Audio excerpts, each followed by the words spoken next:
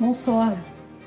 Je voudrais tout d'abord vous remercier au nom de tous les membres de l'association de votre présence ce soir à la 14e conférence du cycle de conférences de l'AMNAR. Et je voudrais aussi nous excuser par rapport au report de la semaine dernière. C'était totalement indépendant de notre volonté. Vraiment, même, on vous l'a dit à la dernière minute, mais même nous, on l'a su à la dernière minute. La salle était prise, donc on n'a pas pu faire la conférence. Alors, je ne pourrais commencer cette conférence sans rendre hommage à une personne extraordinaire qui nous a quittés il y a quelques semaines. C'était une personne très engagée dans le social, c'est Madame Henno El Laïm Ammar. C'est la première femme gynécologue au Maroc. Elle a consacré sa vie à la santé des femmes, mais aussi à l'éducation avec sa fondation ILI. Elle avait mis en place des initiatives éducatives et sociales pour accompagner les écolières de sa région qu'elle n'avait jamais oubliée, la région où elle a grandi, la région d'Oulmès. Et elle a laissé un héritage inspirant pour nous tous. Et toutes nos condoléances à sa fille, professeur Amra, qu'on a eu l'occasion de recevoir ici pour nos conférences. Alors, le sujet de conférence d'aujourd'hui nous concerne tous. Je vais vous poser une petite question. Qui, ici, a déjà souffert de lombalgie? N'ayez pas peur, levez le doigt, on va voir. Alors, quasiment tout le monde. Et oui, personne n'est à l'abri de ces douleurs. Adultes, et les causes sont multiples et on va en parler, adolescents et même les enfants. Entre leurs cartables qui sont beaucoup trop lourds, le nombre d'heures qu'ils passent assis à l'école, la mauvaise posture devant les écrans, leurs lombaires sont pour eux aussi mises à mal. Alors, à un moment de sa vie, une personne sur 4 sera freinée, parfois arrêtée net par une douleur lombaire.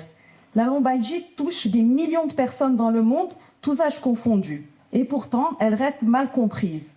On la banalise, on la subit, elle nous fait peur, jusqu'à ce qu'elle nous immobilise complètement. Alors, c'est pas seulement une douleur au dos, la lombalgie. C'est un enjeu de santé publique, c'est un impact sur la qualité de vie, sur le moral, le mental, et c'est un enjeu de société. Aujourd'hui, nous vous proposons de dépasser les idées reçues pour comprendre, prévenir et mieux prendre en charge ce qu'on appelle le mal du siècle avec le stress. Selon l'OMS, en 2020, plus de 600 millions de personnes dans le monde souffraient de lombalgie, soit une personne sur 13. Et ce nombre pourrait atteindre plus de 800 millions d'ici 2050. C'est la première cause d'incapacité dans le monde, ce qu'on appelle la disability. C'est aussi l'une des principales causes de douleur, ce qui montre à quel point ce problème est répandu dans le monde et sérieux. On a une étude qui a été publiée en 2023 sur les pays du Moyen-Orient et d'Afrique du Nord, concernant aussi le Maroc. Enfin, c'est une étude qui comprend également le Maroc et qui a montré que la prévalence des lombalgies au Maroc était d'environ 7 717 cas pour 100 000 personnes en 2019. On a aussi une étude qui a été publiée par notre service de référence, le service de rhumatologie du CHU de Roche en 2025, menée auprès du personnel médical et paramédical, et qui a trouvé que 63% des participants avaient souffert de lombalgie au cours des 12 derniers mois. Et 42,6% ressentaient encore des douleurs lorsque l'étude a été faite.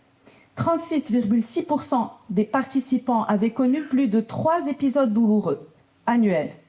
Seulement 31,8% avaient consulté un professionnel de santé, majoritairement des rhumatologues, 23,3%. On a également une autre étude, une enquête nationale de santé qui date de 2018 au Maroc et qui montre qu'environ 2,4% de la population déclarait avoir des douleurs lombaires chroniques, c'est-à-dire persistantes, ce qui confirme que c'est un réel problème de santé publique dans notre pays. Du coup, je suis sûre qu'avec ces chiffres, beaucoup d'entre nous se sentent beaucoup moins seuls. Alors, à travers cette conférence, 3 intervenants vont aborder successivement la définition des lombalgies, leur prise en charge par la rééducation, puis la place de la chirurgie dans le traitement de la hernie discale. Nous avons l'honneur d'accueillir le professeur Wafa Nkinsi, qui est présidente de notre association, l'Association marocaine de lutte anti-rhumatismale.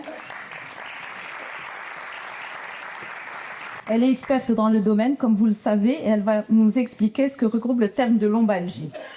Merci Madame Bellotel. Alors, à mon tour de vous remercier et encore une fois de présenter nos excuses pour ce qui s'est passé la dernière fois. Mais Bon, c'était l'actualité même en rapport avec le football, hein, rappelez-vous. Merci. Alors, qu'est-ce qu'on entend par lombalgie ? Il y a probablement quelques explications qui méritent d'être données parce que dans le terme de lombalgie, en fait, on intègre énormément de douleurs et peut-être que ça mérite tout de même d'abord qu'on situe les choses. C'est une douleur du bas du dos. Vous allez me dire, bien sûr, puisque c'est là où se trouve la colonne lombaire, incontestablement, et qu'elle est située entre le bord inférieur, en fait, des côtes et la région fessière, en fait. Alors, c'est une douleur qui peut être de différentes localisations, mais en gros, c'est cette barre-là. Deuxième chose importante, outre, bien entendu, toutes les données que vient de citer Madame Belday, et c'est important, c'est une prévalence, et je vais vous retrouver à cette ligne-là, hein, les 4 dernières, une prévalence qui augmente avec l'âge. Bien sûr, on a vu toutes les mains qui ont été levées tout à l'heure et qui nous montrent la fréquence d'anombalgie dans la population en général. Et vous le voyez, tous les âges sont concernés. Alors, avant 18 ans, c'est un peu spécial parce que c'est vrai que l'enfant ne fera pas de lombalgie commune, par exemple, mais fera des lombalgies d'autres origines. Mais entendons-nous bien, la fréquence augmente avec l'âge. Il y a, bien entendu, dans la plupart des cas, une lombalgie qui est dite commune. Et c'est ça qu'on va aborder parce que c'est ce qui est le plus fréquent, puisque c'est dans 95 à 99% des cas selon les statistiques. Les femmes sont plus souvent concernées. Et entendons-nous bien, il y a 2 facteurs sur lesquels il faut insister, la sédentarité. Et vous me voyez tout de suite arriver sur l'activité physique, sur son importance et pour cause. Mais pour comprendre cela au niveau du rachis lombaire, il y a probablement des données que je vais essayer de vous expliquer. Et on parlera bien entendu de tous les autres facteurs, le stress, l'équilibre postural, etc. On en parlera un petit peu par la suite. Alors pour comprendre, il y a un rappel, c'est important. Les vertèbres sont des pièces qui sont reliées entre elles, de haut en bas, entre le cervical, le dorsal et le lombaire. Vous avez des disques intervertébraux en avant. Vous avez des structures ligamentaires qui retiennent très bien la colonne lombaire. En avant, latéralement, derrière, mais ça, je ne vais pas entrer dans ce détail, pour dire principalement, et c'est très important, que la colonne renferme un élément noble. C'est pour ça qu'on parle d'éléments précieux qui renforment quelque chose de très, très important, qui est la moelle et les racines. Et bien entendu, quand il y a des lésions, on a toujours peur qu'il y ait des signes neurologiques. C'est pour ça qu'on se précipite pour examiner les éléments neurologiques et voir qu'ils sont bien indemnes de toute chose. Ce qui est très important aussi de savoir, et j'ai mis ces petits muscles ici, et bien finalement, c'est un élément qui n'est pas si bien entouré de muscles. Pourquoi ? Parce que quand on va voir, bien entendu, un peu plus tard, les muscles, vous verrez que la colonne lombaire, et on est les seuls, elle est verticale, et on est les seuls avec certains primates. On est des primates, nous aussi. Mais les primates non hominoïdes, en fait, mais qu'est-ce qu'ils font ? Eh bien, il y en a qui ont de la chance, en dehors des pingouins. Vous savez que les pingouins marchent comme nous sur leurs pattes postérieures. Les autres, et en particulier les grands singes qui sont des primates, qu'est-ce qui se passe ? Ils ont des membres supérieurs qui les aident, qui sont extrêmement longs et qui les aident à se tenir en équilibre, ce qui n'est pas le cas chez nous et chez les pingouins. Alors, j'ai jamais étudié la biomécanique du rachis lombaire chez le pingouin, parce que franchement, c'est autre chose, mais chez nous, il y a quand même des données que je voudrais rappeler. Lesquelles ? Première chose, vous savez que quand on a une colonne comme ça qui est faite d'un enfilage de vertèbres, eh bien, et qu'on fait un mouvement, automatiquement, eh bien, on met un petit peu en contrainte certains éléments anatomiques. Mais pour comprendre tout cela, je voulais surtout, vous montrer les vertèbres en jaune, les disques intervertébraux, qui sont des structures qui sont souples, qui sont très riches en eau quand on est jeune, et avec le temps, ça se déshydrate. Ça durcit. Alors moi, j'ai beaucoup de patientes qui me disent « Ah, mais j'arrive plus à faire ce que je faisais quand j'avais 30 ans. » Mais bien sûr, madame, vous n'arriverez pas à le faire. Et il vaut mieux ne pas le faire. Pourquoi ? Ben, quand ça durcit, vous allez encore abîmer le pouce, le disque. Donc quand on devient, on évolue, évidemment, avec le temps, vers une autre forme d'être humain, j'allais dire, et une autre anatomie. Deuxième chose très importante, j'ai montré ici la moelle et les racines sur ce schéma. Alors quand on bouge, qu'est-ce qui se passe ? Eh bien, voilà ce qui se passe. Vous avez, le lombaire, en fait, est au-dessus du sacrum. Le sacrum, toutes les vertèbres sont collées entre elles. Donc c'est une structure fixe. Si je passe au lombaire, c'est une structure mobile. Elle n'est rattachée à rien, elle est libre. Regardez l'emprisonnement du lombaire entre un sacrum fixe et le dorsal qui, lui, est solidaire des côtes. Vous savez qu'il a moins de mobilité que le lombaire et du coup, vous vous retrouvez avec quelque chose qui est assez difficile, bien entendu, à vivre pour nos vertèbres lombaires. Alors, ce que j'ai montré à droite, c'est la taille des vertèbres lombaires, elle est beaucoup plus importante et en fait, plus on monte, plus ça devient plus petit. C'est normal, c'est la logique.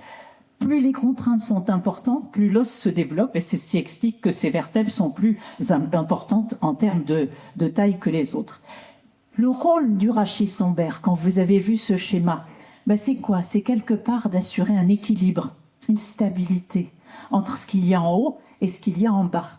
Donc, vous voyez un petit peu ce que ça peut poser comme problème quand nos disques ont durci, quand on a développé de l'arthrose, automatiquement, on a peut-être besoin de moins se pencher en avant, d'utiliser un peu plus ses genoux, de faire en sorte qu'on évite, évidemment, les dégâts sur cette colonne lombaire. Alors, évidemment, il y a un autre élément qui joue, c'est que on a des courbures, dans la colonne lombaire, on a des courbures, on le sait, on a le creux du rachis cervical, et le rachis lombaire est creux aussi, et entre les deux, la colonne dorsale est inverse, c'est-à-dire qu'elle est plutôt convexe. Et le sacrum, évidemment, est convexe aussi, donc vous voyez un petit peu les courbures de notre colonne vertébrale. Mais élément très important, c'est que dès qu'on a une anomalie de cet équilibre de la colonne vertébrale, que ça soit dans ce sens, c'est-à-dire trop de courbure en haut ou trop de creux, de cambrure en bas, il y a automatiquement des répercussions qui vont se faire. Deuxième chose importante, la colonne lombaire a devant elle une espèce de coussin hydropneumatique qui est l'abdomen. Qu'est-ce qu'on a comme muscle? On a des muscles du périnée en bas, on a des muscles très fins au niveau abdominal et on a des muscles derrière qui essaient de tenir la colonne vertébrale. Or, regardez si vous comparez une cuisse. Et là, on a fait une coupe d'os. Le fémur, c'est l'os le plus volumineux de l'organisme. Regardez le nombre de muscles qui l'entourent. Il est extrêmement bien solidarisé. Vous voyez, il est vraiment bien tenu par ses muscles. Regardez ce qui se passe pour une vertèbre. Qu'est-ce qu'elle a? Au fond, elle a les muscles qui sont les paravertébraux. Elle a des muscles très fins qui passent d'arrière en avant et ils sont nombreux, je ne les citerai pas. Mais vous avez évidemment au centre, tous les organes intra-abdominaux. Et qu'est-ce qui se passe? Si je n'ai pas une bonne ceinture musculaire, c'est-à-dire toutes les parties, la ceinture, évidemment, part du diaphragme, c'est un muscle qui couvre justement l'abdomen. Le périnée, on l'a vu, les muscles du périnée. Et si je n'ai pas une bonne ceinture abdominale, je vais avoir des problèmes. Les plus jeunes, les premiers problèmes se manifestent chez les jeunes, notamment à l'occasion ou dans les suites d'une grossesse. Vous le savez bien, que de jeunes femmes ont des lombalgies, soit pendant, soit après la grossesse. Et quel est le recours immédiat? Notre collègue de médecine physique nous en parlera. Il y a énormément de choses à faire pour prévenir justement l'apparition de lombalgies, voire même empêcher leur chronicité quand elles sont installées.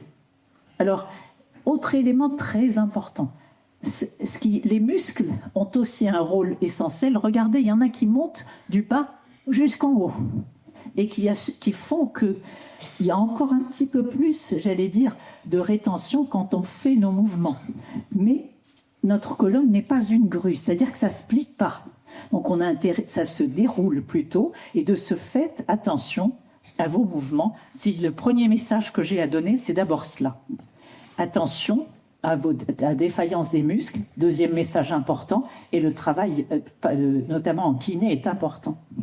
Maintenant, si on entre un petit peu plus dans le détail et qu'on va voir comment les vertèbres se mobilisent, par exemple, quand je me penche vers l'avant, c'est un petit peu ce qui se passe là-haut, vous le voyez, vous allez avoir un disque qui va être refoulé vers l'arrière.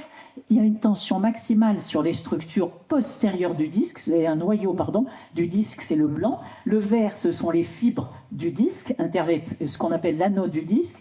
Et vous allez avoir également un mouvement dans les articulations interapophysaires postérieures. Qu'est-ce que c'est?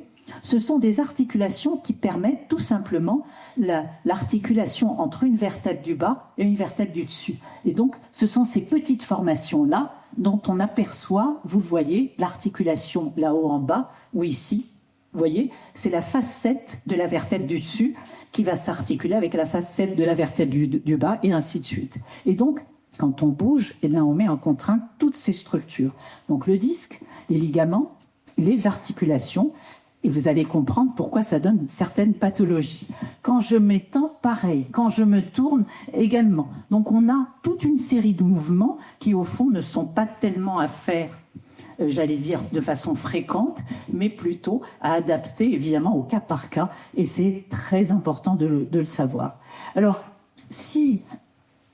Autre chose importante, quand quelqu'un arrive avec des lombalgies, nous, la première des choses, grosso modo, il a mal en faisant les mouvements, on est sûr que, ou à peu près, que c'est la colonne lombaire qui est concernée. S'il a mal et que les mouvements de la colonne vertébrale, quels qu'ils soient, ne font pas mal, c'est qu'on est sur d'autres pathologies. Et attention aux origines digestives, rénales, génitales, etc. Alors, on a des gens qui arrivent, par exemple, avec une salpingite et qui ont mal, que de fois on en a vu, des kystes de l'ovaire et qui ont mal au dos. Et en fait, ça n'est pas du tout le dos qui souffre, c'est autre chose. Et ça, c'est très important. L'examen clinique permet de le déceler. Élément aussi très important, si j'ai des douleurs et que il y a certains, ce qu'on appelle, nous, les drapeaux rouges, et que chez un sujet âgé de plus de 55 ans ou de moins de 20 ans, s'il a une fièvre, je vais penser à une infection. S'il a une perte de poids, ça peut être une tumeur. S'il a des antécédents de cancer, ça peut être des métastases lombaires, des vertébrales. S'il a une corticothérapie, c'est un exemple, ça peut être une fracture vertébrale. S'il a des douleurs la nuit ou qu'elles sont aggravées par la position couchée, en grande partie, en général, c'est une origine soit infectieuse, soit inflammatoire, soit tumorale. Donc, attention, ça, ce sont les vrais drapeaux rouges dont il faut tenir compte. Si j'ai des douleurs lombaires chez un patient et qu'il a un de ces éléments ou plusieurs, il faut aller rechercher, approfondir l'examen. Dans les autres cas, on est plus... Quand des douleurs apparaissent au mouvement et qu'on n'a rien de tout cela, on est plus dans, bien entendu, une lombalgie commune. Et c'est la quasi-majorité des cas. Alors, ces lombalgies peuvent être aiguës, des fois. Et c'est le cas, par exemple, d'un lumbago. C'est sûr que ce qu'on appelle vulgairement le tour de rein, eh bien, c'est une douleur lombaire aiguë où la personne va être complètement bloquée. Et là, c'est juste après un effort, en général, que ça apparaît. Les lombalgies chroniques, Madame Beltaï en a parlé, ça va être des lombalgies que je vais avoir lors des mouvements et que je vais traîner pendant des mois, des années, voire plus. Et il y a des gens qui peuvent souffrir assez longtemps avec ce type de douleur. Elles peuvent être associées à une atteinte du nerf, et pour cause. Vous avez vu, je vous ai parlé de la moelle, je vous ai parlé des racines. Vous avez des racines principalement qui vont être touchées dans la partie lombaire, pour la simple et bonne raison que les segments inférieurs sont les plus mobiles au niveau de la partie lombaire, eh bien, ce sont les 3 dernières racines ou 4 qui vont être touchées par la pathologie commune. Alors, il y a des douleurs chroniques et maintenant, on sait comment les expliquer. La première des choses, c'est quand on a une prise en charge insuffisante au départ. Le patient peut traîner des douleurs assez longtemps. Ça peut être des facteurs liés à la prise en charge. On ne met plus au repos quelqu'un qui a des lombalgies ou quelqu'un qui a même une sciatique. C'est hors de question de rester au repos alité. Ça va amaigrir encore plus les muscles et on va se retrouver lors de la reprise de l'activité avec d'autres problèmes. Élément très important aussi, quand il y a des facteurs psychosociaux, pour expliquer certaines lombalgies chroniques. Non pas que le malade ne souffre pas, mais qu'un contexte professionnel ou familial difficile peut aboutir à la chronicité ou faciliter la chronicité. Alors, quelques causes, je les cite pas toutes, mais une grande partie de ces causes de lombalgie commune. Ça peut relever du disque, et la hernie discale va nous être traitée chirurgicalement par Monsieur Schaffer. La hernie discale, c'est l'issue, vous savez, de ce petit noyau blanc qui est au centre du disque. qui va, à travers une déchirure de l'anneau fibreux, eh bien, émerger tout simplement vers l'arrière la plupart du temps, puisque nos mouvements sont plus faits vers l'avant que vers l'arrière. Et du coup, on va avoir la compression d'une racine nerveuse. On va voir laquelle un peu plus loin pour reconnaître. Je suis sûr que les sciatiques, certains en ont fait et qui vont reconnaître le trajet. On peut avoir des discopathies d'une autre origine, notamment inflammatoire, et qui sont aussi dans ce contexte de lombalgie mécanique. On peut avoir une arthrose discale. On va avoir des différents exemples assez brièvement par imagerie, et c'est ce que je vais faire passer tout de suite en revue. Alors, voilà ce qui se passe, et c'est pour ça que j'ai projeté ça, parce que beaucoup de patients viennent avec une image, par exemple, de protrusion discale, et on me dit, oui, on m'a trouvé une protrusion discale. La protrusion discale, c'est une petite saillie du disque, et à la longue, chez le sujet âgé, on en trouve plein, pas qu'à un seul niveau, donc ça n'est pas pathologique. Qu'est-ce qui est pathologique? C'est plutôt la hernie discale. Et voilà un exemple, juste pour vous montrer. Le corps vertébral est devant, regardez l'arrière du corps vertébral avec son épineuse et regardez ce qui sort et qui est pointé, qui est souligné en rouge, c'est ça la hernie discale. Or, les racines sortent sur les côtés et la hernie comprime une racine nerveuse et peut donner évidemment une radiculalgie sciatique ou crurale. Regardez un exemple de disque arthrose. C'est un disque qui a été complètement détruit et qui fait de l'arthrose. Et là aussi, ça peut faire mal et surtout, ça va occasionner à chaque mouvement des douleurs.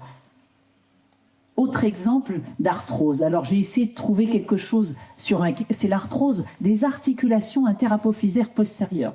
Et si vous y prêtez bien attention, ça construit un petit peu en brouillon. Il n'y a plus le fameux canal qui est bien dégagé, mais vous voyez, ça construit un petit peu partout. Et c'est ce tissu osseux blanc qu'on voit là sur ce scanner qui montre qu'il y a de l'arthrose interapophysaire postérieure. Et là, on va avoir bien entendu une souffrance, des fois latérale, pas toujours médiane, au niveau du lombaire. Le glissement d'une vertèbre peut provoquer également des lombalgies. C'est ce qu'on appelle le spondylolisthésis. Regardez, vous avez à l'évidence un décalage entre cette vertèbre et celle-ci. Et c'est ce qu'on appelle le spondylolisthésis à l'occasion. Alors, soit parce que la personne a déjà constitutionnellement une petite tendance à avoir un glissement, soit parce que ça se passe lié à une arthrose interapophysaire, comme ce qui est observé sur le côté droit. Vous le voyez, vous avez une très nette arthrose qui se voit là. Autre élément très important, les déséquilibres posturaux, les désaxations, comme une scoliose, comme une syphose, c'est-à-dire, alors la scoliose, c'est la déformation, vous voyez, dans le plan frontal, et là, vous avez un excès de courbure de la colonne dorsale qui va retentir, là aussi, inévitablement, sur le rachis dorsal et lombaire. Alors, dernière image, juste pour vous montrer un petit peu ce qui se passe quand il y a une sciatique. Voilà la topographie de ce qu'on peut avoir en sciatique S1. Vous voyez, ça descend à la face postérieure du membre et ça vient vers les deux derniers orteils. Regardez une sciatique d'étage L5, ça va latéralement et ça arrive aux gros orteils et je suis sûre que vous reconnaîtrez un petit peu certaines douleurs, certaines, topographies pour ceux qui en ont souffert. Et enfin, une cruralgie, c'est L4, c'est l'étage au-dessus des deux derniers, eh bien là aussi il peut y avoir de la souffrance, mais cette fois-ci à la partie antérieure du membre, expliquant ce type de pathologie. Alors pour terminer, qu'est-ce qu'on fait quand on a des lombalgies chroniques ou des lomboradiculalgies? Il y a une part importante au soulagement de la douleur, ça c'est très important. Plus une douleur va durer, plus je vais avoir un patient qui peut passer à la chronicité. Il y a une part, et j'insiste beaucoup, quand vous savez que dans le repos dont on a parlé tout à l'heure, eh bien, c'est important de maintenir des activités physiques ou de les reprendre, sociales et professionnelles, parce que tout cela va jouer pour la guérison, en faveur de la guérison. La kinésithérapie, elle, a un rôle très important. Pourquoi? Parce que vous avez beaucoup de gens, une fois qu'ils ont été touchés au niveau du dos, eh bien, ils ont l'impression qu'ils doivent faire attention à tout s'il y a une forme de catastrophisme qui peut s'installer. Et du coup, il ne bouge plus et ça peut aider en s'aggravant. C'est tout l'intérêt du kinésithérapeute et des médecins, notamment qui gèrent la kinésithérapie, qui vont là aussi intervenir au cas par cas après avoir géré la douleur.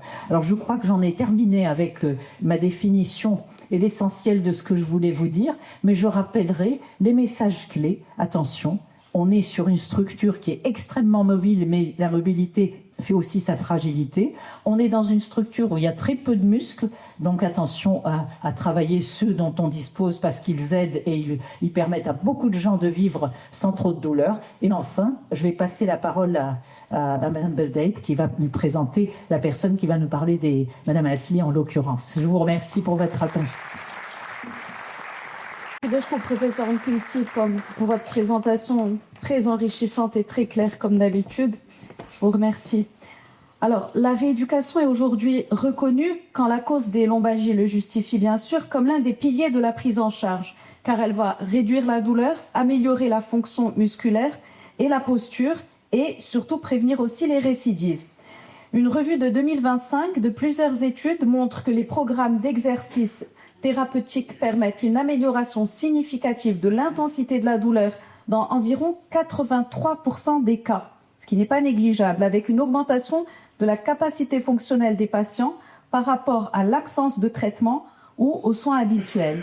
Alors nous avons le plaisir de recevoir mon ami et consoeur, le professeur Mouna Asli, spécialiste en médecine physique et réadaptation, qui nous présentera les stratégies et techniques de rééducation permettant de soulager la douleur et améliorer la mobilité. Alors professeur Asli est professeur à l'hôpital Cheikh Khalifa. Merci, Dr Belday.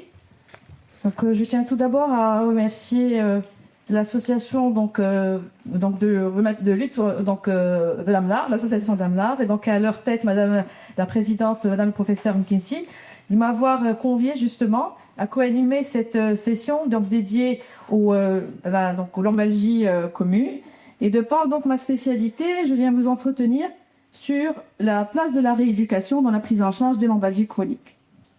Donc, comme ça a été clairement expliqué par Madame Nkinsi, donc la lombalgie chronique, c'est cette douleur qu'on ressent, qu'on a tous ressenti, qui se localise au niveau donc d'une région bien précise, au-dessous du thorax, jusqu'au niveau du pli interfessier. Elle est dite commune dans la mesure où nous avons bien éliminé des causes plus graves, donc dites drapeaux-rouges, notamment la pathologie cancéreuse, la pathologie infectieuse, inflammatoire et éventuellement traumatique. Alors ce qui est bien, c'est que généralement, ces lombalgies communes ne sont pas graves, quand elles sont bien connues, après avoir éliminé les causes graves. Mais malheureusement, ces lombalgies, même si elles ne sont pas graves, elles ont un impact dans les activités de la vie quotidienne, à la fois sur le plan professionnel, social, mais également dans la pratique sportive. Ceci pour dire que certes, c'est une infection commune, et en même temps, donc, elle est bénigne. Alors voici, je rappelle également quelques chiffres pour dire que c'est une maladie du siècle, puisqu'elle touche pratiquement 80% de la population. Donc c'est un véritable fléau, c'est le mal du siècle. Alors heureusement, 85% sont des lombalgies communes ou non spécifiques, ça veut dire la même chose. Mais malheureusement, dans ces 85%, 15% vont évoluer vers la chronicité. Et cette chronicité, elle a un impact, comme je vous ai dit, social, professionnel et sportif, mais elle a également un coût, donc financier, vu les arrêts de travail très fréquents. Donc juste pour avoir un ordre d'idée, donc en France par exemple, donc le coût de ces lombalgies, donc avoisine 1 milliard d'euros. Donc c'est une affection fréquente, invalidante, mais également coûteuse.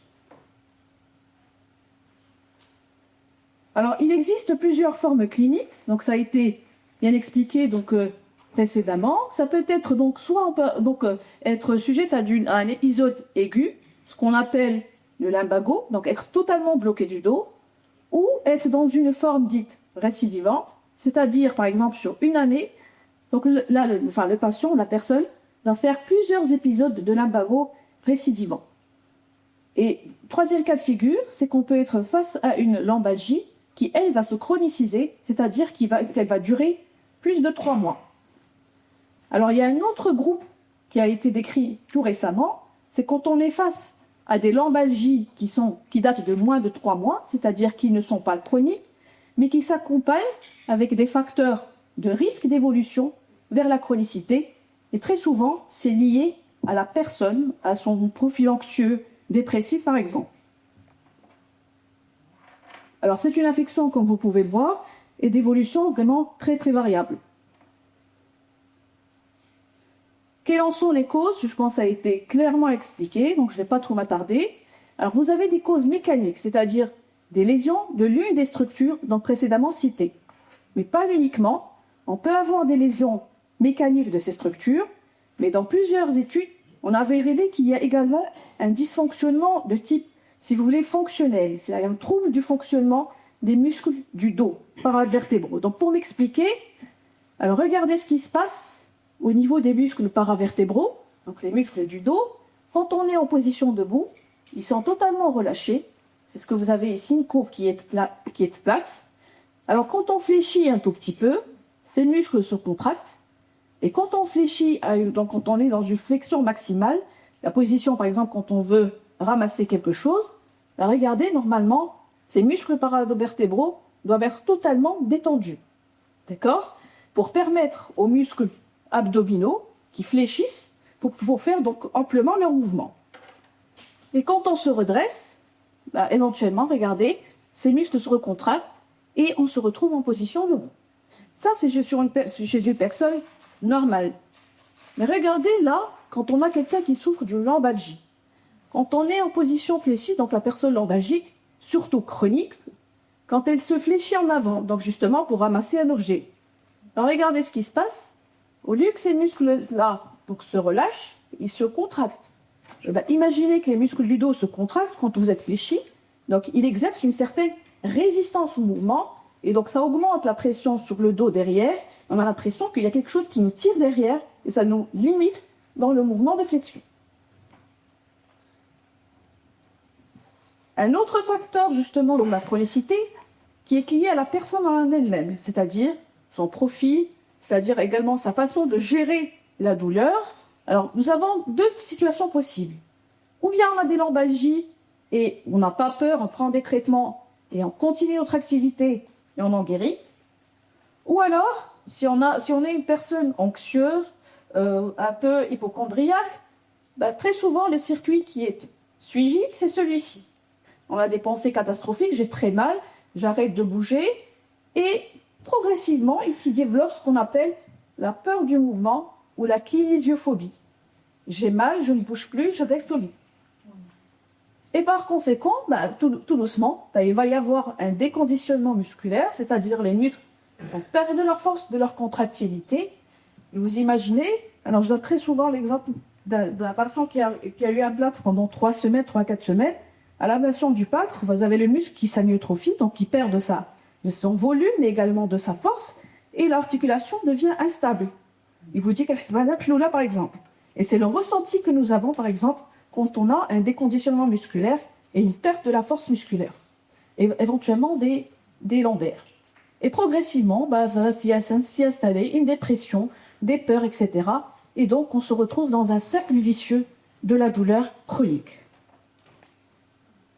Alors bref, quand on a une lombalgie, et je parle surtout de la lombalgie commune à risque de chronicité ou chronique, il y a 4 éléments à prendre en considération. Il y a le mal en lui-même, c'est-à-dire que nous allons tout chercher, soit cliniquement, radiologiquement, à trouver une cause réelle. Et ça, c'est sur quoi se focalise le patient et le médecin. Il y a un autre paramètre important, c'est la psychologie, c'est-à-dire la personnalité, sa culture. On sait bien que cela intervient, mais souvent le patient, il refuse d'y croire.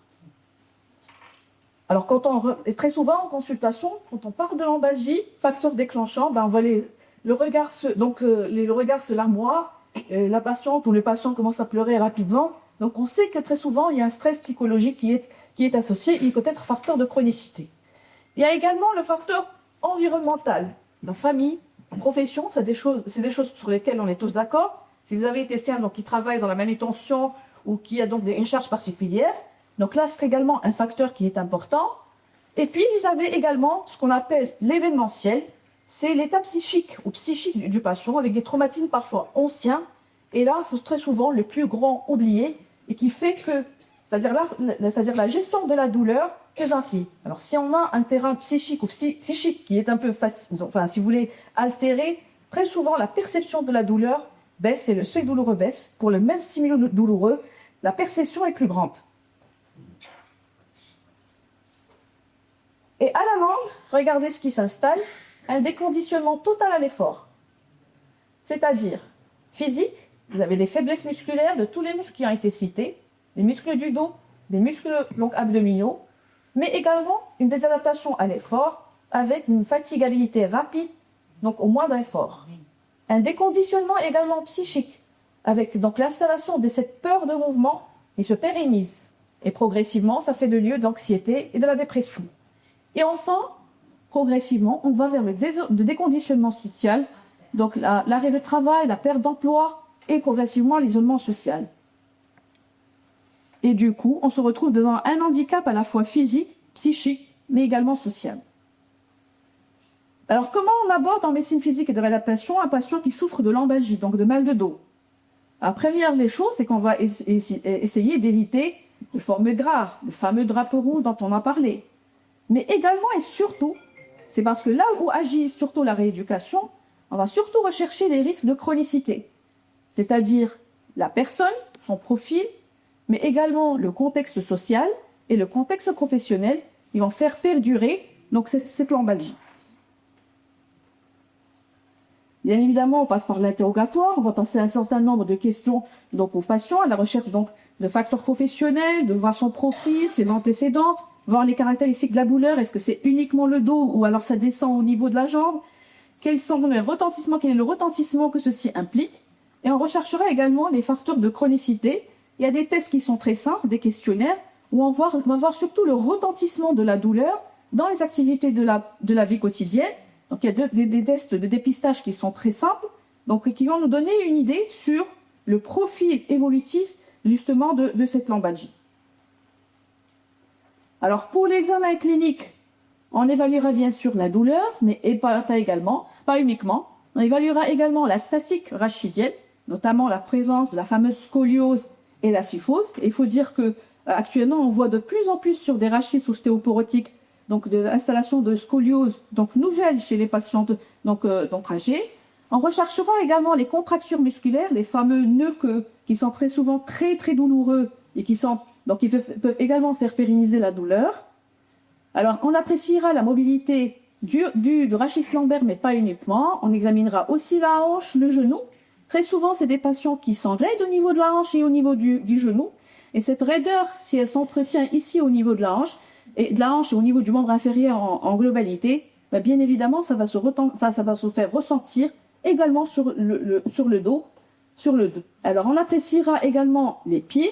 Alors, les lombalgies sont très fréquemment associées donc à des problèmes de pieds plats et de pieds creux. Alors, on appréciera également la force musculaire. Ça, c'est très important, surtout des spinaux, mais également des abdominaux. Les spinaux, c'est très très important parce que c'est des muscles qu'on ressent pas parce que la position érigée, donc on la maintient spontanément, et ça a été vu avec l'âge par la non-utilisation, par le manque d'activité physique. On assiste à ce qu'on appelle une sarcopénie, c'est-à-dire que les fibres musculaires donc le sinus deviennent en fait de la graisse et du coup ils perdent c'est-à-dire la fonction de positionnement en position bipède, et du coup c'est pour ça qu'on voit les personnes âgées parfois donc se mettre en position antéfléchie. Et bien évidemment l'examen neurologique. Alors la radiologie, est-ce qu'elle est systématique dans les lombalgies communes? Non. On se posera la question donc à la demander quand on dépasse le délai de 4 à 6 semaines pour une radiographie, ou si elle devient chronique de plus de 3 mois. Et l'IRM donc n'est pas également systématique, c'est au cas par cas, si l'examen neurologique donc nécessite la prescription de ce type d'exploration. Alors pour le traitement de la lombalgie, en fait il y a plusieurs, c'est-à-dire il y a une panoplie de traitements possibles. Il y a les traitements médicamenteux, c'est-à-dire les médicaments non médicamenteux, qui ont une grande place dans la prise en charge de lombalgie commune, et bien évidemment les traitements chirurgicaux.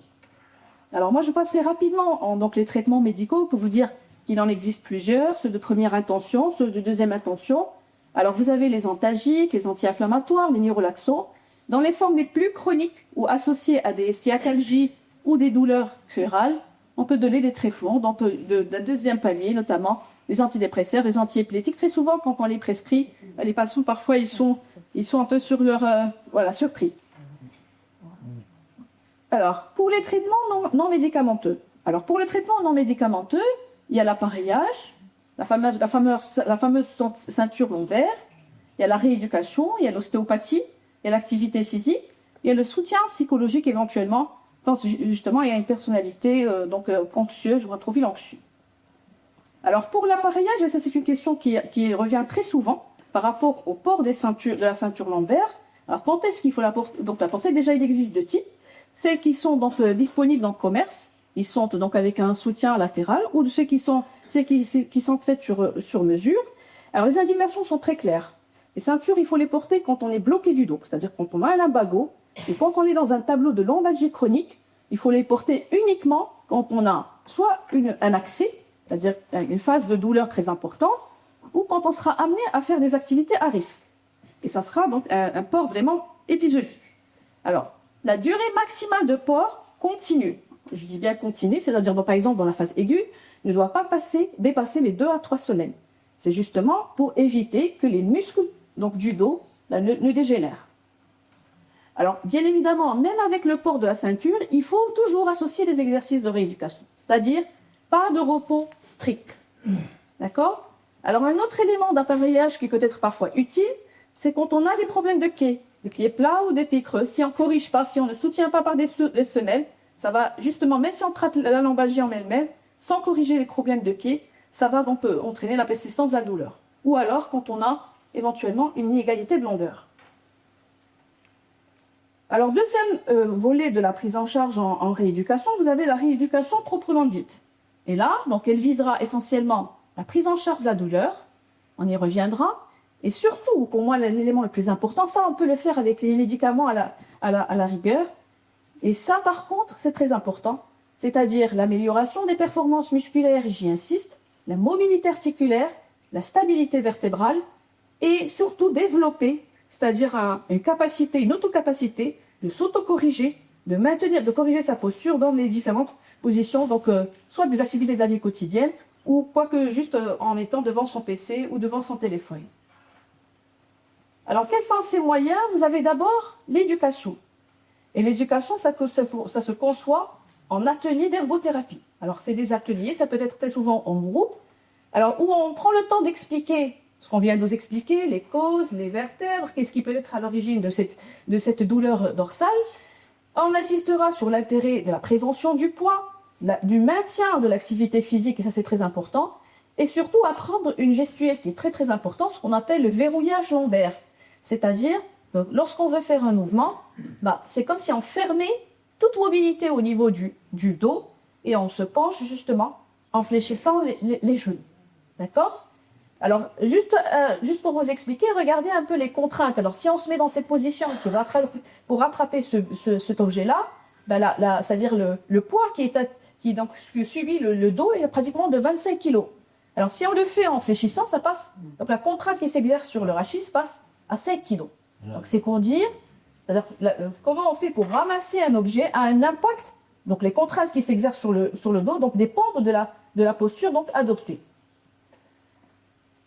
Alors, vous avez également, ça je pense pour tout lombalgique, surtout lombalgie chronique, connaissez ce que c'est, donc la kinésithérapie éventuellement, où vous avez des moyens donc de traitement de la douleur, les massages, l'électrothérapie, l'ultrason, la técarthérapie, donc qui est actuellement donc très en vogue, les tendances, la thermothérapie, la cryo, le laser. Alors, ce sont tous des moyens de traitement de la douleur.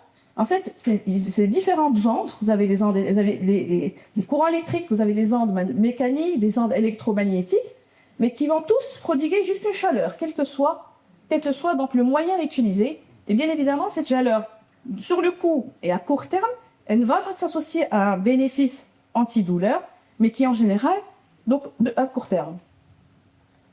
Alors, ce qui est très très important par contre, et c'est les éléments sur lesquels il faut insister, c'est le travail articulaire, par les exercices d'assouplissement. Alors tout le monde connaît certainement, j'imagine, hein, les dos de chat et le dos de chien. Donc c'est des exercices d'assouplissement que vous pouvez faire communément et chaque jour, donc chez vous, sans problème, après la prière par exemple, ou en se levant le matin au lit. Donc c'est des exercices qui permettent de garder la mobilité donc, du rachis. Et il faut faire surtout attention à la respiration que vous avez en même temps. Donc c'est-à-dire, quand on inspire, alors on creuse, quand on inspire, on creuse, quand on expire, on arrondit. Ça, c'est pour gérer la pression intra-abdominale qui peut parfois délétère. Alors, il y a l'assouplissement, mais pas uniquement. Il y a également l'étirement du dos, d'accord? Mais ne pas oublier, ça c'est très important, j'avais donc insisté dessus, c'est l'étirement, justement, également des jambes et également donc le renforcement musculaire. Donc, en deuxième lieu, donc le renforcement musculaire, des exercices également très simples, que ce soit dans les exercices du dos ou des exercices également donc des abdominaux. Alors, le travail du contrôle postural et l'ajustement postural, et c'est cette attitude qu'avait décrit Madame Casey, donc avec les épaules enroulées, avec donc le combré ici qui est très marqué. Alors, c'est à la fois délétère, à la fois pour la posture du dos, mais pas uniquement, mais également sur le bassin. Et ça peut être très souvent, vous avez des femmes qui ont des lombalgies avec une courbure très marquée et souvent associée à ça, une incontinence urinaire d'effort qui se majore pour qu'on a cette courbure qui est donc très accentuée. Alors, il y a également des techniques qui sont également en vogue, la traction donc sur table. Là, c'est essentiellement de l'apanage de la pathologie distale, donc en cas d'hernie distale. Alors, un élément également très important, c'est le travail cardiovasculaire, ça va de soi. Il faut assouplir, mais également entretenir la capacité générale donc cardiovasculaire. Alors, vous avez également, c'est des patients, comme je vous ai dit, qui sont très souvent donc lombalgiques, qui travaillent, qui sont arrêtés. Les aménagements, même au milieu de travail, donc il peut se faire donc avec prise de contact avec le médecin donc du travail pour faire des adaptations du poste de travail, de l'assise, que ce soit donc au bureau, que ce soit également lors du trajet dans notre voiture. Enseigner et éduquer donc l'attention donc éventuellement de soulever les charges. Alors il y a un autre moyen non médicamenteux où très souvent les lombalgiques donc on recourt justement à l'ostéopathie, donc qui comprend différentes techniques de mobilisation douce ou de mobilisation à haute vélocité qui s'accompagnent de craquements ou d'étirements. On peut en revenir tout à l'heure pour en discuter. Donc justement. Alors il y a aussi l'activité physique. Alors, quelle activité physique autorisée? Éventuellement, la marche, ça reste le meilleur allié, mais également le vélo sous réserve d'une adaptation donc du siège, mais également du guidon. Et pour les femmes d'un certain âge également, je pense que tout ce qui est donc c'est-à-dire l'exercice d'activité douce, notamment comme le yoga, comme le pilate, serait également ils ont en fait leur place comme activité physique ou dans d'autres structures, par exemple le yoga. Alors, parmi ces différents moyens, quel est le moyen le plus judicieux dans les lombalgies communes? Alors, la physiothérapie, elle a un effet vraiment à court terme. Et son niveau de preuve scientifique est vraiment très faible à modéré. Alors, de même que l'ostéopathie. Alors, l'ostéopathie, elle assure, donc elle améliore la douleur et un tout petit peu la mobilité, mais également, donc, elle a un effet à court terme. La seule prise en charge non médicamenteuse avérée, donc validée, c'est la rééducation active avec des exercices physiques, avec le travail de la mobilité et éventuellement donc de l'éducation. Alors je vais passer donc rapidement pour vous dire que pour les lombalgies chroniques, alors très souvent, comme je vous ai parlé, des 3 déconditionnements que vous avez, physiques si vous vous rappelez, psychiques et social, quand on est dans des formes chroniques, des programmes multidisciplinaires peuvent être proposés qui vont allier donc une prise en charge du déconditionnement physique par de l'exercice, la prise en charge du déconditionnement psychologique par un accompagnement psychologique approprié et pour le déconditionnement socio-professionnel, donc œuvrer avec le médecin de travail pour assurer une réinsertion donc imminente. Alors en pratique, qu'est-ce qui marche, qu'est-ce qui ne marche pas? Ce qui ne marche pas, c'est tout ce qui est passif. La physiothérapie exclusive, c'est le massage exclusif et on en devient même addict. D'accord? Ce qui marche avec des preuves scientifiques, c'est tout ce qui est actif, c'est-à-dire le renforcement musculaire, les exercices donc en aérobie, donc l'activité physique, la correction posturale et donc l'adaptation de tout ça dans les activités de la vie quotidienne. Alors l'activité physique et sportive, donc ça relève justement de recommandations des autres autorités. Et le critère d'arrêt d'une activité d'exercice, ce n'est pas la douleur. C'est-à-dire quand on a des lombalgies communes chroniques, c'est pas parce que j'ai mal que je m'arrête. Parce qu'en principe, donc le bilan a été fait, il n'y a pas de gravité. Je ne m'arrête pas parce que j'ai mal, mais je m'arrête parce que l'exercice a fini. D'accord ? Alors bien évidemment, il y a encore un travail sociétal à faire par rapport au paradigme de l'activité physique, mais il faut dire que l'activité physique peut être assimilée actuellement à un vrai médicament. Et il y a un adage qui dit que si l'activité physique était un médicament, ça aurait été le médicament le plus prescrit dans le monde. Alors en conclusion, donc les lombalgies communes, c'est une pathologie qui est très fréquente, heureusement bénigne dans les formes communes. Alors il y a quelques rares de lombalgies symptomatiques qu'il faut dépister précocement et traiter convenablement. Les examens complémentaires dans la pathologie commune sont facultatifs. Une rééducation active, et je mets bien l'accent sur active, associée à une activité physique, c'est la voie thérapeutique à privilégier. Elle nécessite dans les formes chroniques une prise en charge multidisciplinaire, donc associant plusieurs thérapeutes à la fois, et ceci pour éviter à tout prix la chronicité. Je vous remercie.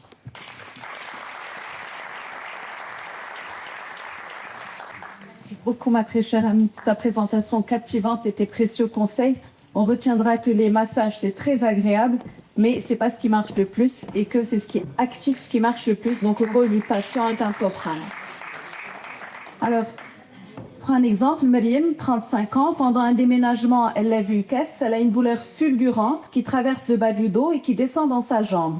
Elle pense à un fort mouvement, elle attend et la douleur s'installe, son sommeil devient difficile, elle marche difficilement. Des amis lui parlent de sciatique. Elle se précipite chez le radiologue, elle demande une IRM, elle fait son IRM et le diagnostic hernie discale. Elle est terrorisée, ça lui fait vraiment peur. Opération, paralysie, douleur à vie. Alors, comme nous l'avons vu, la lombalgie, c'est une pathologie multifactorielle. Et parmi les causes, la hernie discale occupe une place très importante, tant par sa fréquence que par l'impact fonctionnel et douloureux. Si la majorité des hernies discales relèvent d'un traitement médical bien conduit, on l'a vu, certaines situations vont nécessiter une prise en charge chirurgicale.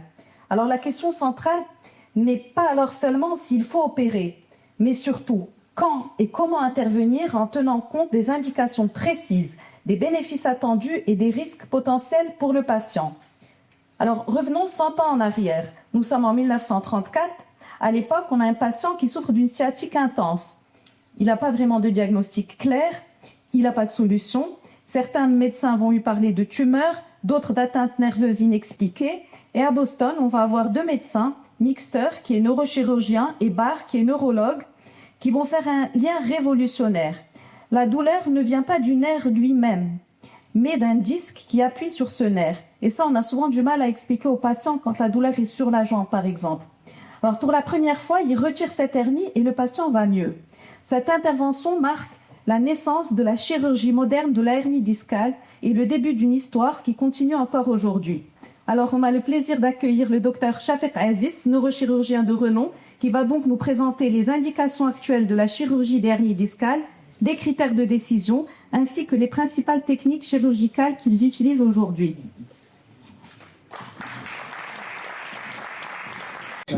Mesdames et messieurs, bonsoir. Je suis honoré d'être parmi vous aujourd'hui. Madame Kessé, merci pour l'invitation. Là, vous êtes passé entre les mains des gentils. Vous avez été traité médicalement, infiltration. Vous avez été massé et fait des exercices de renforcement. Maintenant, c'est au tour du méchant. C'est vrai, les gens ont peur de nous. Mon rôle aujourd'hui, c'est de dire qu'on est là pour aider et non pas pour vous faire souffrir. L'hernie discale me donne des signes cliniques, surtout des douleurs lombaires et des douleurs radiculaires, type sciatalgie et cruralgie. Ça touche tous les âges. J'ai opéré le plus jeune qui avait 12 ans et le plus vieux qui avait 84 ans. Ça survient c'est une des causes de consultation médicale très fréquente, avec beaucoup d'exploration, imagerie, d'hospitalisation. Donc ça reste quand même une pathologie très fréquente. Est-ce qu'on opère toutes les hernies discales? Non, non, non et non. On n'opère que 10% et encore. Donc finalement, on est les gentils, hein. On n'est pas les méchants, on est là pour soulager ces gens qui sont souffrants. C'est ça. C'est ce que j'essaierai de vous transmettre aujourd'hui et pour faire simple et comprendre comment on gère notre quotidien. Je vais faire comme si vous êtes le patient et moi ici le médecin, le chirurgien, et essayer de vous expliquer comment je vois les choses. Donc, très important juste donc, ce disque, il permet une mobilité dans tous les sens, c'est-à-dire les rotations, les flexions, l'extension. C'est un amortisseur en fait, hein. C'est un amortisseur qui permet cette mobilité, qui est constituée par une partie périphérique qui est le noyau, enfin comment dirais-je, l'anneau fibreux qui est résistant, et cette partie médiane qui est constituée par ce noyau gélatineux qui permet la dynamique. Qu'est-ce qui se passe au niveau de ce disque lorsqu'il tombe malade? Avant tout, il y a cette dégénérescence. Il faut que le disque qui est là dégénère, il est déshydraté, il devient mou, il n'est plus comme un amortisseur ou un ressort. Et avec le temps, ce disque, ou des circonstances, c'est-à-dire le stress quotidien, il se fissure. Lorsqu'il se fissure, il y a ce bout de noyau qui sort vers l'arrière. Soit il va entrer en contact avec la zone de la queue de cheval, c'est-à-dire le fourreau dural, soit en latéral, il va toucher la racine nerveuse. Et c'est là où ça va donner des douleurs ou bien des troubles neurologiques. Et j'ai mis là une image IRM pour vous montrer l'aspect du disque normal. Là, on voit bien la vertèbre L2, L3, plutôt L3 et L4. Et là, c'est l'aspect du disque normal. On voit bien sa couleur qui est gris clair. On voit bien la hauteur qui est respectée entre les vertèbres. Et là, on voit bien l'alignement ici qui est respecté. Il n'y a rien qui déborde. Et là, à partir du disque L2, L3, L4, L5, L5, L5, on voit bien que la couleur change.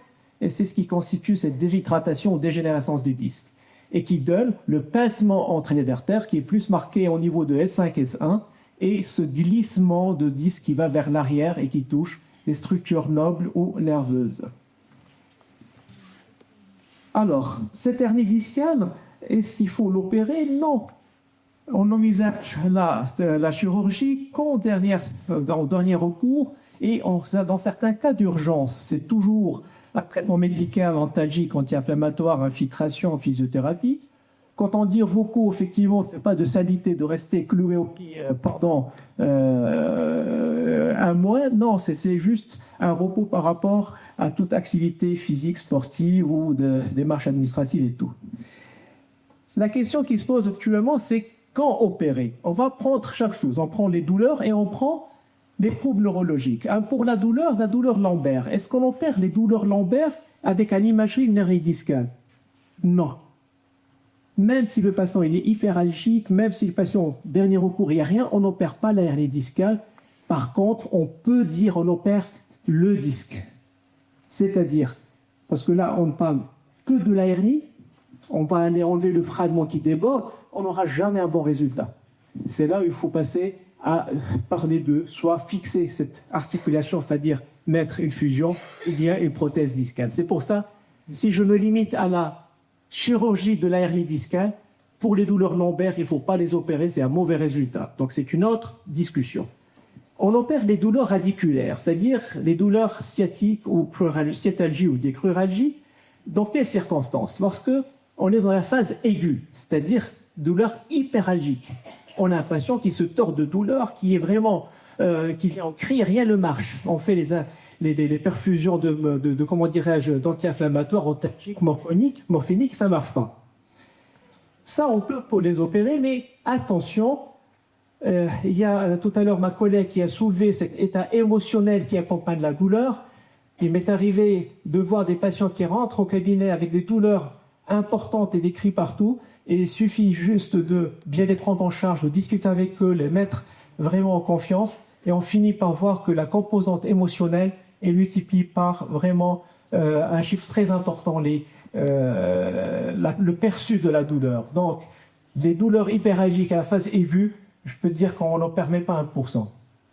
Maintenant, pour la phase subaiguë, c'est-à-dire entre la 4e et la 8e semaine, avec un traitement qui est très bien conduit, on peut les opérer quand est-ce? Quand ça devient handicapant, quand ça devient, je ne parle pas de déficit, je parle que de la douleur.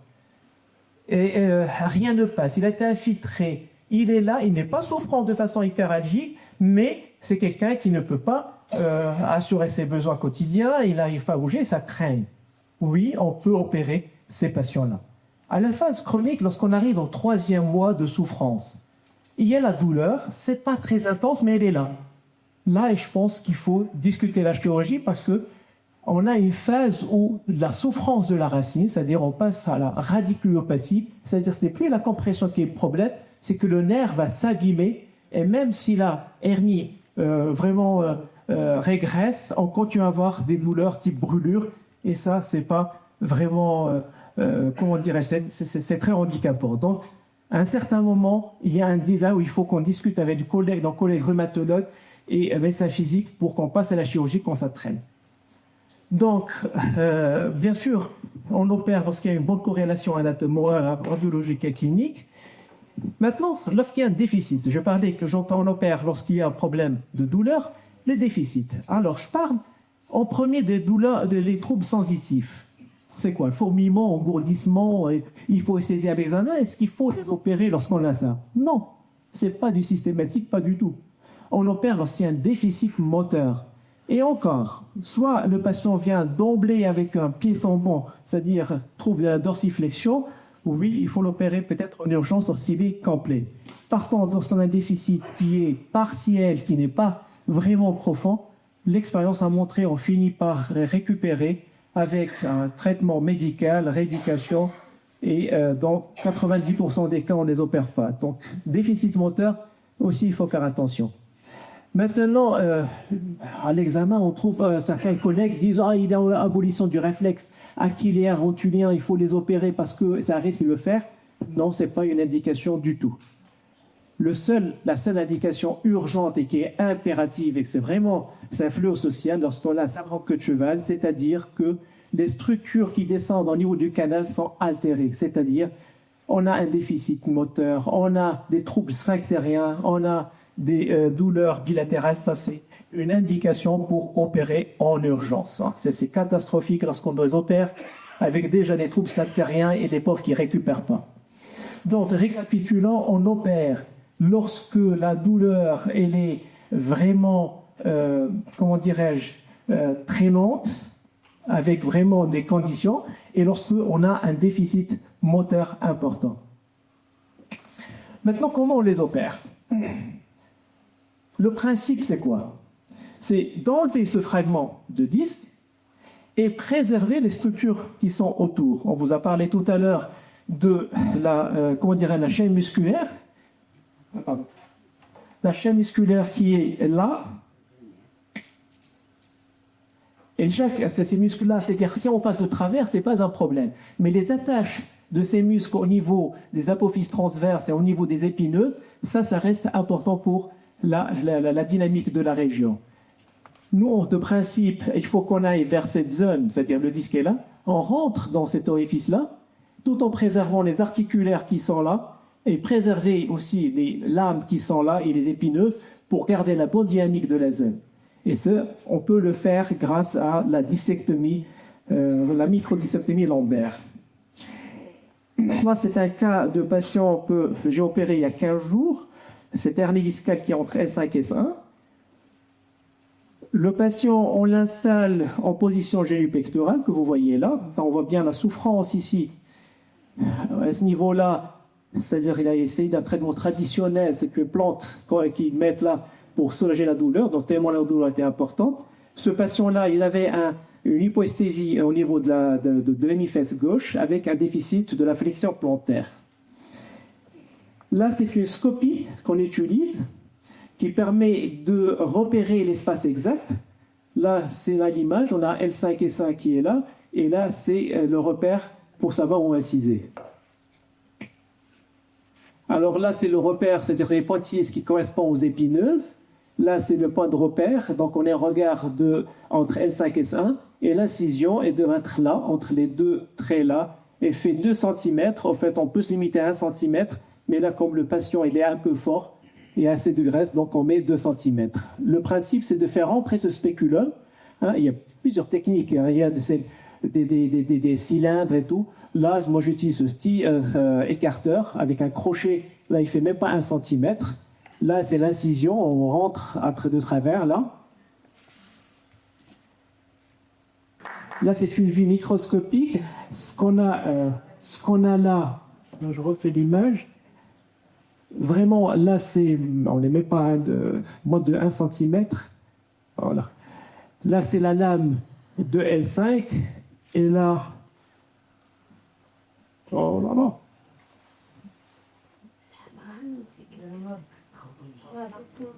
La lame de S1, elle se montre là, c'est juste le ligament jeune, c'est-à-dire qu'on n'a pas touché vraiment aux structures osseuses à aucun moment.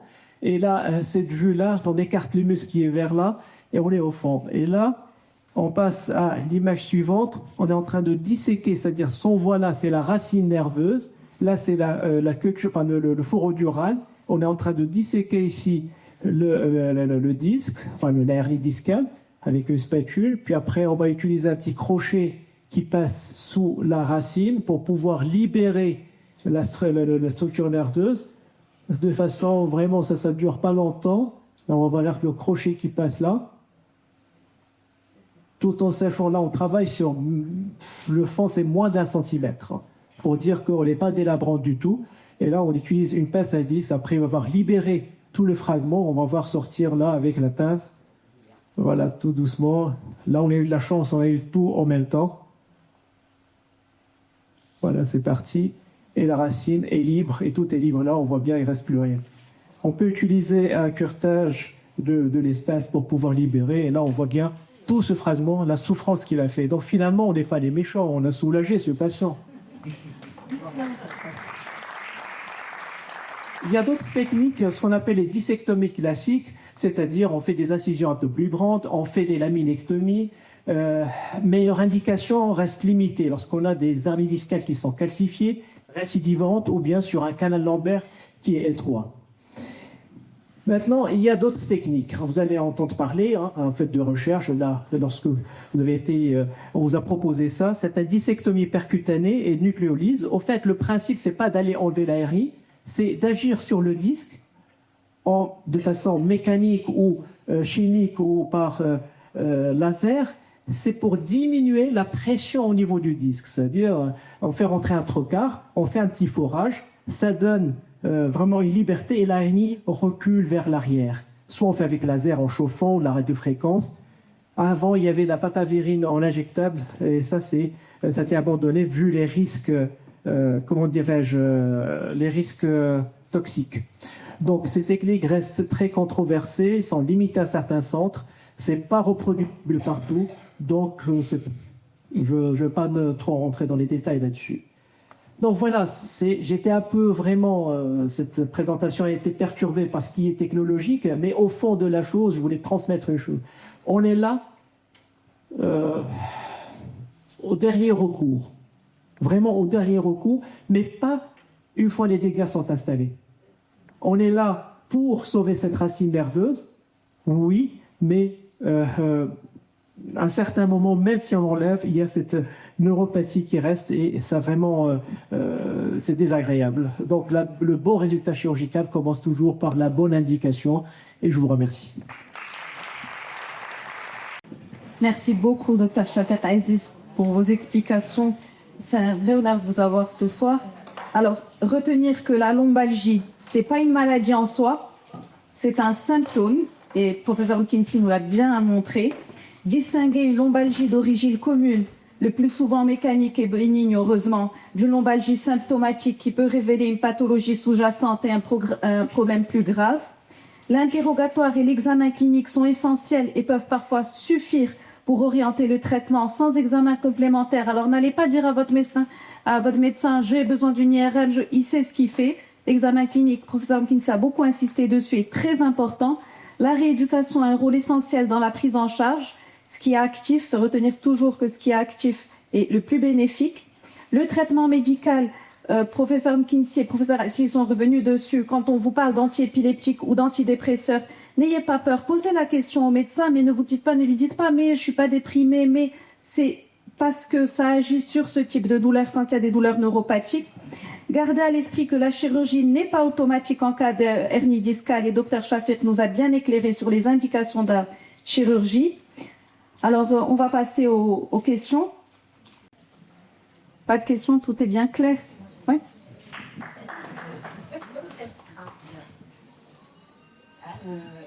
Est-ce que vous m'entendez? Oui. Est-ce que vous m'entendez? On n'a pas parlé du côté hormonal, périménopause, ménopause. Est-ce qu'il y a un impact aussi possible sur la chronicité de la lambage? La ménopause, c'est moins la ménopause que le contexte psychologique, hein, entendons-nous bien. Alors, pourquoi c'est important de revenir sur les douleurs chroniques? Je crois que, quand, vous savez, la chronicité, c'est parce que la douleur s'imprime dans les centres de la douleur. C'est ce qu'on appelle la sensibilisation centrale. C'est-à-dire que vous avez des douleurs qui sont tellement fortes et durables qu'elles finissent par entraîner une espèce non, pas du tout. Elles s'impriment dans les centres de la douleur. Et il suffit qu'il y ait un stress pour que la personne ressente cette douleur-là. Et des fois, ce stress peut être physique ou psychique, hein, c'est pas toujours le psychique. Donc, attention, la chronicité a ses règles. Maintenant, on en a parlé tout à l'heure, il suffit que la personne ait un stress professionnel. La ménopause est des fois très mal vécue par certaines femmes, c'est aussi un stress, mais ça n'est pas une relation de cause à l'effet. Par contre, au cours de la ménopause, il y a quelque chose qui est très important, c'est que les hormones, pendant des années, nous aident à avoir une trophicité musculaire parce qu'il y a un rôle. Maintenant, dès qu'on n'a plus d'hormones, eh bien, c'est le relâchement musculaire. Si les femmes ne prennent pas garde et ne se préparent pas à la ménopause, eh bien, il peut y avoir quelques problèmes, et notamment de relâchement du périnée, de l'abdomen, etc., etc. Mais s'il y a un conseil à donner, c'est de faire son activité physique toute sa vie. En fait, c'est ça le conseil principal. Et on se préserve de beaucoup de choses. Et croyez-moi, c'est de plus en plus. Alors, quand Madame Beldey a dit, Madame Asli, a dit un médicament, c'est quelque chose qui est en projet pour être remboursé par les organismes de prévoyance sociale. C'est-à-dire, je fais une ordonnance et la personne va se faire rembourser les frais du club où elle s'inscrit. Donc, c'est vous dire, hein, c'est très important. Bonjour. Je voudrais vous demander, s'il vous plaît, pour quelqu'un qui a un mal de dos intense, dû à une hernie discale, effectivement, et qu'on ne peut pas prendre des anti-inflammatoires, qu'est-ce qu'on peut prendre à la place? Parce que je souffre énormément et je n'arrive pas à calmer ma douleur. Et là, j'ai pris quelques médicaments à base naturelle. C'est Curcuflex, Nocivril et Relaxol. Donc ça me soulage un tout petit peu. Quand je me réveille le matin, je suis bien. Mais quand je me tiens assise longtemps ou debout longtemps, j'ai trop mal. Vous avez trop mal au dos ou à la jambe? Au côté, surtout. Surtout au côté droit. Docteur Asli va vous répondre. Elle a beaucoup parlé de... Ce que vous défilez, madame, c'est une douleur lombaire, mais si j'ai bien compris, elle est associée à une irradiation. Pardon, excusez-moi. Donc, elle est associée, c'est une douleur au niveau de la région lombaire qui est associée également à une irradiation latérale et qui descend pas totalement, que ça suit pas le trajet qui a été décrit tout à l'heure. Donc, il y a des fois des tableaux de lombosciatalgie, de douleurs lombaires avec des sciatalgies donc tronquées, c'est-à-dire vous n'avez pas le trajet typique qui descend jusqu'aux orteils. Ça peut être tronqué. Alors là, bien évidemment, si c'est une douleur qui dure depuis combien de temps? 3 semaines quand même. 3 semaines. Donc 3 semaines, on est toujours dans la phase, si vous voulez, aiguë. Alors, passé 4 semaines, si vous n'êtes pas traité, je pense que ça justifierait là d'une exploration. Est-ce que vous tomberez sur une hernie discale probablement ou pas, hein, ça n'est pas forcément ça. Vous en avez, donc ça a déjà été exploré, il y a une hernie discale. Alors je ne sais pas le degré aussi de la compression, si c'est important, si cette lombalgie, donc ça se dit pas, donc c'est pas handicapant dans votre activité de tous les jours. Non, mange de l'air, je me déplace. Alors, honnêtement, pour vous répondre de façon objective, il faut vraiment l'examen clinique. Hein, parce que la douleur que vous avez, elle peut être donc liée à la sciatalgie, hein, comme elle peut être liée à un problème justement musculaire, soit de raideur articulaire ou d'hypoextensibilité musculaire, qui pourrait éventuellement donc être une composante importante dans la douleur que vous décrivez. Vous avez eu de la rééducation ou pas? Parce que là, j'avais fait il y a un faux moment une mauvaise position et j'ai très froid. Et quand je me suis levée, je me suis levée avec le poids pour que je n'arrivais pas à dormir. Donc, je vous dirais l'alternative dans un premier temps, ça va être de la rééducation pour au moins donc traiter le volet musculaire. Et puis, si la douleur par contre radiculaire persiste et qu'elle se prolonge de longtemps, donc je pense que là, docteur Schaffer serait mieux placé pour vous répondre donc à la suite. Je lui en ai parlé tout à l'heure, oui. C'est très bien. Donc, passons à une question de la faute de traitement médicamenteux. Si vous avez des contre-indications aux anti-inflammatoires, peut-être passer par des antalgiques simples, comme du paracétamol ou il y a plusieurs degrés d'antalgiques qui n'ont pas de contre-indication donc gastrique, et éventuellement associer à ça de la rééducation dans un premier temps. Bonsoir tout le monde, j'espère que vous allez bien. Merci beaucoup pour votre présentation, très enrichissante. Donc tout d'abord, je me présente, c'est Zébida Frot-Peklis, thérapeute sur Casablanca. J'ai juste deux petites, pas remarques, mais des informations pour moi très importantes par rapport à mes patients. Deux volets très importants. Le premier, c'est la respiration. Dans tout problème lombaire, la première chose à checker, à prendre en occasion, c'est la respiration. C'est le volet abdominal, c'est la respiration diaphragmatique. Ça, pour moi, c'est primordial. La deuxième chose, c'est le gainage. On a parlé de gainage, Dr. Hesley. C'est très important le gainage, mais c'est surtout le gainage dynamique, pas le gainage statique, où on va renforcer le corps en globalité. On ne va pas s'attarder uniquement sur les lombaires, mais le patient est un schéma global. Donc on va renforcer aussi les jambes, les membres supérieurs, la sangle abdominale, et en poutre composite, ce qu'on appelle la poutre composite, c'est les spinaux avec les abdominaux en même temps. Et ça, c'est le volet préventif chez nous. On ne va pas attendre l'hernie discale pour envoyer chez Dr. Schaffer. Donc on va déjà prévenir chez nous en phase rééducation. Les traitements médicamenteux, c'est très important. Il faut apprendre, les kinés, il va apprendre quand est-ce qu'il faut renvoyer chez le médecin et quand est-ce qu'il faut passer chez le chirurgien et ne pas traîner. C'est surtout ça. Voilà, très bonne soirée, merci beaucoup. Oui, bonsoir. Je voudrais peut-être poser la question au docteur McKinsey. J'aimerais bien avoir des explications sur le périforme. Est-ce qu'il a une relation avec cette hernie dont tout le monde a expliqué? C'est quoi le périforme au juste? Le périforme, c'est un petit muscle que nous avons au milieu du bassin et donc les nerfs sciatiques passent juste à côté. Et chez certaines personnes, des contractures du piriforme ou les atteintes du piriforme peuvent comprimer le nerf et donner un tableau qui ressemble à une sciatique, mais qui n'est pas une sciatique pas hernie discale. Donc c'est une situation particulière. Il n'y a pas de lombalgie dans ces cas-là, c'est plutôt un nerf qui fait mal, et c'est là où justement on doit rechercher est-ce que c'est un syndrome du piriforme, effectivement. Alors, quand c'est confirmé, en général, on va travailler sur le muscle, plus que sur le... Vous voyez là, ouais. On va travailler sur le muscle, c'est des fois à l'occasion d'efforts sportifs, ça il faut le savoir, et c'est des fois des gens qui ont une conformation particulière du piriforme. Si vous me permettez... Ça a dû... Oui, parce que là, c'était une contracture. Et vous répondez là, si vous m'arrêtez, je vais peut-être y revenir sur le syndrome du piriforme. Alors, la caractéristique de la douleur du piriforme, c'est que vous avez une sciatique qui n'est pas associée à une lombalgie, et c'est une douleur qui s'accroît en position assise. C'est-à-dire, c'est quand vous êtes assise que vous la ressentez de façon importante. Par contre, si vous êtes donc assis en décharge, très souvent la douleur s'estompe. Et très souvent, c'est associé parfois à un mauvais positionnement aussi du bassin qu'il va falloir corriger. Et cliniquement, on peut palper carrément la contracture musculaire comme une sorte de boule au milieu de la fesse. Un cordon. Alors voilà, un cordon. Et le traitement donc à la surfoire, c'est éventuellement la rééducation par l'étirement, par un massage profond, mais également dans certaines situations, dans des formes rebelles, on en a vu, on peut céder parfois d'infiltration sous échographie ou d'injection de toxines botuliques pour détendre le muscle.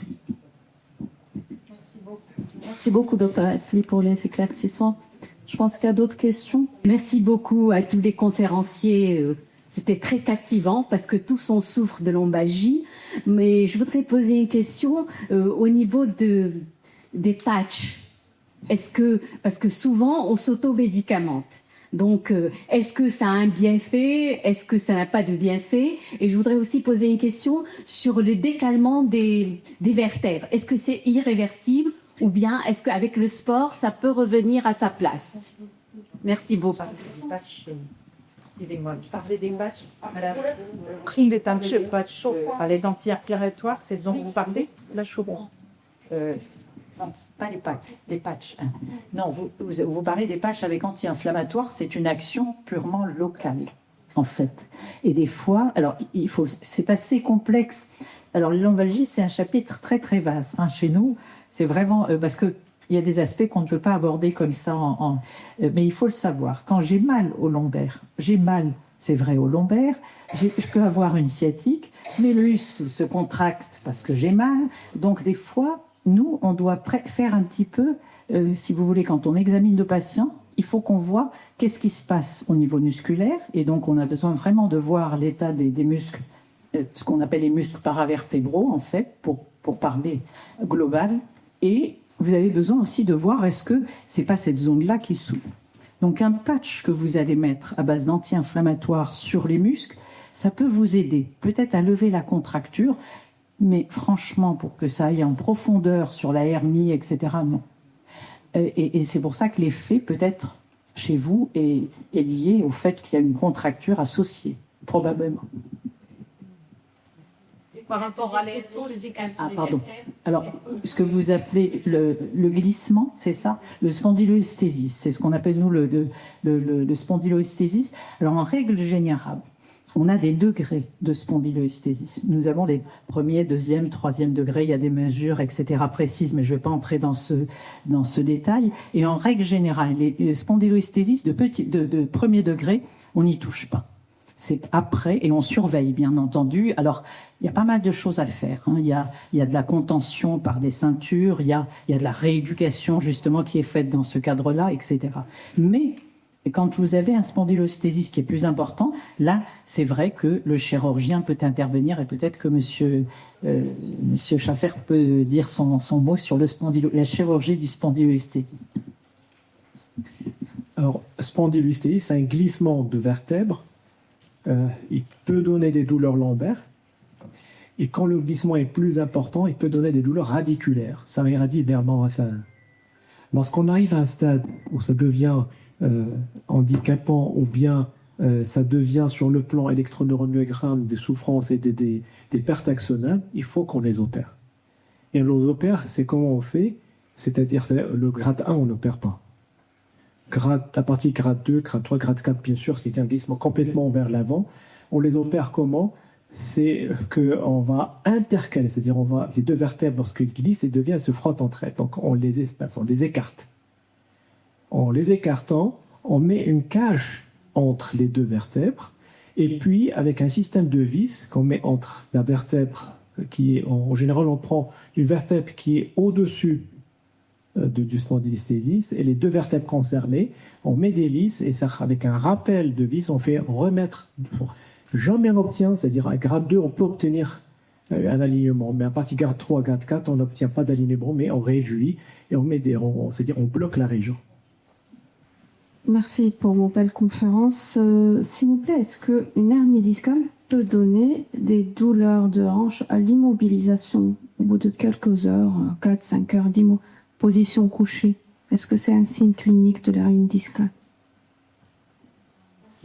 Soyons clairs, dans toutes ces pathologies qu'on dit communes, il y a un rappel premier, c'est que quand j'ai des douleurs, en dehors des discopathies inflammatoires, parce qu'il y a une catégorie qui fait mal les nuits, la plupart ne font pas mal la nuit. Je dis bien la plupart. Maintenant, quand on a une hernie discale et qu'on a mal à la hanche, ça dépend si ça fait partie du trajet du nerf. Vous voyez, madame? Si ça fait partie du trajet du nerf, oui. Si c'est une sciatique S1, ce que je vous ai montré, c'est plutôt postérieur, donc la hanche qui n'est pas vraiment concernée. Mais si ça part latéralement, comme dans la sciatique L5, il peut y avoir des zones plus douloureuses que d'autres. Alors pourquoi? Tout simplement parce que quand vous prenez un nerf, c'est un ensemble de faisceaux en fait. Vous voyez, et certains peuvent être comprimés et d'autres non. Ça peut arriver. Et donc, vous avez des fois des trajets, par exemple des gens qui arrivent avec une douleur latérale de la jambe alors qu'il manque tout le reste. Et ça, c'est important. On parle de sciatique tronquée quand elle va de haut jusqu'à, par exemple, au genou. Elle ne va pas jusqu'aux orteils. Mais des fois, c'est que la jambe qui est concernée. Et donc, c'est là ce qui rend difficile un peu le diagnostic. Fort heureusement, c'est rare. Mais vous pouvez avoir justement des douleurs qui peuvent concerner effectivement la région de la hanche au cours. Alors, la nuit, c'est pas très fréquent. Il faut chercher d'autres causes. Quand vous dites la nuit, c'est quand vous êtes couché sur la hanche ou pas, ou sur le dos? Sur la hanche, il faut aussi aller voir la hanche, les tendons, etc. Il peut y avoir plusieurs choses. Il faut l'examen clinique. Oui. Donc, des fois, c'est pas cassé. L'examen clinique, ça n'est pas sûr, pas si long. Alors, merci à toutes et tous pour votre présence. Merci aux conférenciers. Merci au Centre culturel d'Anfa et à Madame Nawes Kouri et aux personnes qui travaillent ici pour leur accueil. Je voudrais vous parler de leur bibliothèque. Ils ont une super bibliothèque. C'est 10 dirhams l'année. Je vous invite à la visiter. Notre prochaine conférence aura lieu le 11 février, juste avant Ramadan, Inch'Allah. Et ce sera pour vous aider à mieux vous préparer à ce mois sacré avec 2 sujets essentiels, le sport pendant le Ramadan et l'alimentation pendant le Ramadan. Puis on a une autre conférence après le 14 avril, Inch'Allah, sur les aidants, les personnes qui s'occupent de sujets âgés, de sujets malades, etc. Et puis probablement une autre conférence, on définira la date début avril, on vous donnera le sujet et la date, Inch'Allah. Voilà. Et puis n'hésitez pas à aller voir notre site www.amnaf.ma pour retrouver nos conférences et les dates des conférences prochaines, Inch'Allah. Merci.